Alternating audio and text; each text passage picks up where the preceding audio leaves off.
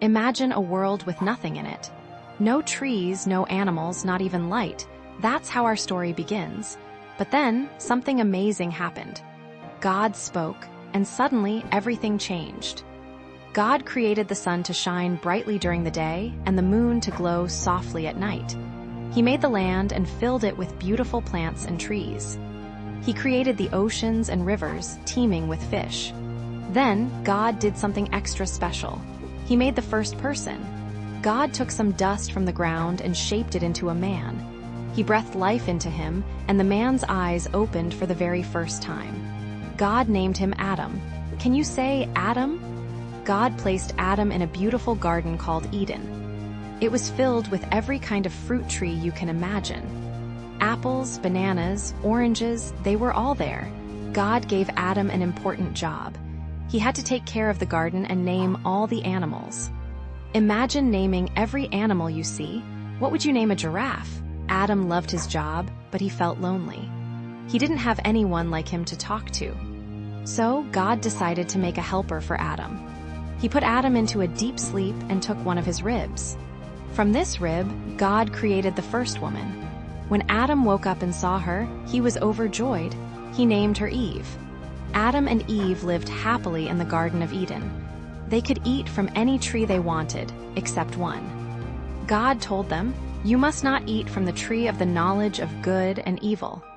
This was the only rule they had to follow. One day, Eve was walking in the garden when she saw a sneaky snake. This wasn't just any snake, it was the devil in disguise. The snake asked Eve, "Did God really say you can't eat from any tree in the garden?" Eve replied, "We can eat from any tree, except the one in the middle of the garden. God said if we eat from that tree or even touch it, we'll die." The snake lied to Eve. He said, "You won't die. God knows that when you eat from it, you'll be like him, knowing good and evil." Eve looked at the fruit. It looked so delicious. She thought about what the snake said and decided to take a bite.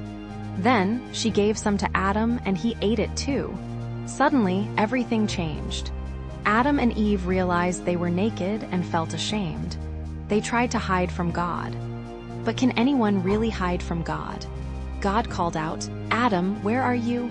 Adam answered, "I heard you in the garden, and I was afraid because I was naked, so I hid." God knew what had happened. He asked Adam if they had eaten from the forbidden tree. Adam blamed Eve, and Eve blamed the snake. But they had both chosen to disobey God. Because of their disobedience, Adam and Eve had to leave the beautiful Garden of Eden. Life became harder for them. They had to work to grow their own food, and they couldn't walk and talk with God like before. But even though Adam and Eve disobeyed, God still loved them. He made clothes for them and promised that one day, he would send someone to save people from their sins. This promise was fulfilled when God sent Jesus to earth. So, what can we learn from Adam and Eve's story? First, it's always best to obey God. He gives us rules because he loves us and wants to protect us. Second, even when we make mistakes, God still loves us.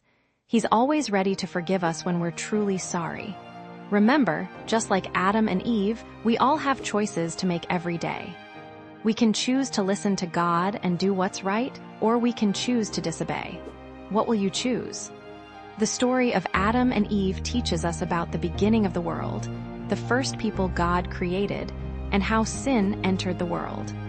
But it also shows us God's love and his plan to save us through Jesus. Isn't it amazing how God has loved us from the very beginning?